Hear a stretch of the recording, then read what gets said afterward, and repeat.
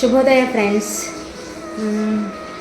Daily Instagram ನೋಡ್ತಿದ್ದೆ. ಆ Instagram ನೋಡಬೇಕಾದ್ರೆ ಅದರಲ್ಲಿ ಒಂದು ಸಂಚಾರ ಅನ್ನೋ ಪುಸ್ತಕ,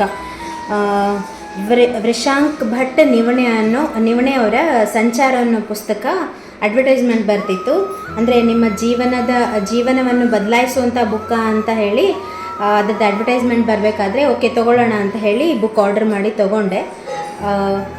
ಕತೆಗಳು ಎಲ್ಲ ಚೆನ್ನಾಗಿವೆ. ಅದರಲ್ಲಿ ಹಾಗೆ ಕೆಲವೊಂದು ಕತೆಗಳು ಹೆಂಗಂದರೆ ಮನಸ್ಸು ಮುಟ್ಟುವಂಥ ಕತೆಗಳು. ಅದರಲ್ಲಿ ಒಂದು ಕತೆ ಯಾವುದು ಅಂದರೆ ಕಾಲ್ಪನಿಕ ಕಥೆನೇ, ಆದರೆ ಅದು ಎಷ್ಟು ನಮ್ಮ ಜೀವನಕ್ಕೆ ಹತ್ತಿರ ಅಂದರೆ ನಾವೆಷ್ಟು ಅಳವಡಿಸ್ಕೋಬೇಕು ಅನ್ನೋದು ಆ ಕತೆ ಕೇಳಿದ ಮೇಲೆ ನಿಮಗೂ ಅರ್ಥ ಆಗುತ್ತೆ. ಕತೆ ಏನಂದರೆ, ಬೆಂಗಳೂರಿನಲ್ಲಿ ಒಬ್ಬ ಯುವಕ ಏನು ಮಾಡ್ತಾನೆ, ಡೈಲಿ ಕಾವೇರಿ ನೀರು ಕುಡಿತಿರ್ತಾನೆ. ಅಲ್ಲಿ ಬೆಂಗಳೂರಲ್ಲಿ ಬರೋದೆಲ್ಲ ಕಾವೇರಿ ನೀರೇ. ಕಾವೇರಿ ನೀರು ಕುಡಿತಿರ್ಬೇಕಾದ್ರೆ ಅವನಿಗೆ ಅನಿಸುತ್ತೆ, ಇಷ್ಟೊಂದು ಜನರು ಕಾವೇರಿ ನೀರನ್ನು ಕುಡಿದು ಬದುಕ್ತಾರೆ, ನೀರಿಲ್ಲದೆ ಬದುಕಲಿಕ್ಕೆ ಆಗಲ್ಲ, ಕಾವೇರಿ ನೀರನ್ನು ಕುಡಿದು ಬದುಕ್ತಾರೆ.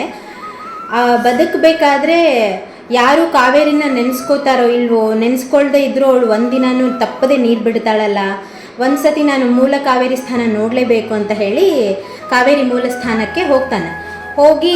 ಅಲ್ಲಿ ಹೋಗಿ ಕಾವೇರಿ ಮೂಲ ಸ್ಥಾನಕ್ಕೆ ಹೋದಾಗ ಅಲ್ಲಿ ಹತ್ತಿರ ಇರೋ ಗದ್ದೆಗಳು, ತೋಟಗಳು, ಹೊಲಗಳು ಎಲ್ಲ ನೋಡಿ ಈ ಕಾವೇರಿಗೆ ಎಷ್ಟು ದೊಡ್ಡ ಬಳಗ ಇದೆ ಅಂತ ಹೇಳಿ ಆಶ್ಚರ್ಯಪಟ್ಟು ಕಾವೇರಿ ಮೂಲ ಸ್ಥಾನಕ್ಕೆ ಹೋಗಿ ಅಲ್ಲಿ ಒಂದು ದಂಡೆ ಮೇಲೆ ಕುತ್ಕೋತಾನೆ.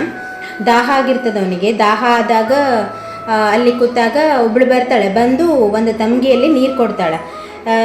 ಆ ದಾಹ ತೀರ್ಸ್ಕೊಳ್ಳಿಕ್ಕೆ ಅವನು ಫಸ್ಟು ನೀರು ಕುಡಿತಾನೆ. ನೀರು ಕುಡಿದಾದ್ಮೇಲೆ ಆ ತಾಯಿನ ಕೇಳ್ತಾನೆ, ಯಾರಮ್ಮ ನೀನು, ನನಗೆ ದಾಹ ಆದಾಗ ನೀರು ತಂದು ಕೊಟ್ಟಲ್ಲ ಅಂತ ಹೇಳಿದಾಗ, ನಿನಗೆ ದಾಹ ಆದಾಗ ನೀರಿಗೆ ಕೊಡೋ, ಪ್ರತಿನಿತ್ಯ ಕುಡಿಯೋ ನೀರನ್ನು ಹರಿಸೋ ಕಾವೇರಿ ತಾಯಿ ನಾನೇ ಅಂತ ಆ ತಾಯಿ ಹೇಳ್ತಾಳೆ.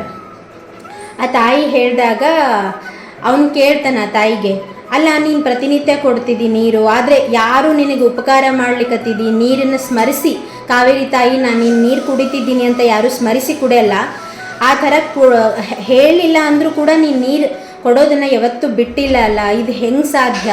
ಅಂದರೆ ಈಗ ನಾನು ಏನಾದರೂ ಮಾಡಿದ್ದೀನಿ ಅಂತಂದರೆ ಅದಕ್ಕೆ ನಾವು ಎಕ್ಸ್ಪೆಕ್ಟೇಷನ್ ಇಟ್ಕೋತೀವಿ. ಹೆಂಗಂದರೆ ಈಗ ನಾನು ಮಾಡಿದ್ದೀನಿ, ಆ ಕಡೆಯಿಂದ ನನಗೇನಾದರೂ ಬೇಕು ಅಂತ ಎಲ್ಲರಲ್ಲೂ ಅಪೇಕ್ಷೆ ಇರುತ್ತೆ. ಅದು ಹೆಂಗೆ ನೀನು ತಾಯಿ ಕೊಡ್ತೀಯ ನೀರನ್ನು? ಯಾರು ನಿನ್ನನ್ನು ನೆನೆಸೋದೇ ಇಲ್ವಲ್ಲ ಕುಡಿಬೇಕಾದ್ರೆ ಅಂದಾಗ ಆ ತಾಯಿ ಹೇಳ್ತಾಳೆ, ಅದು ನನ್ನ ಗುಣ. ಕಾವೇರಿ ನೀರು ಅಂದರೆ ಅದು ಹರಿಯೋದು, ಯಾವಾಗಲೂ ಹರಿತಾನೆ ಇರಬೇಕು.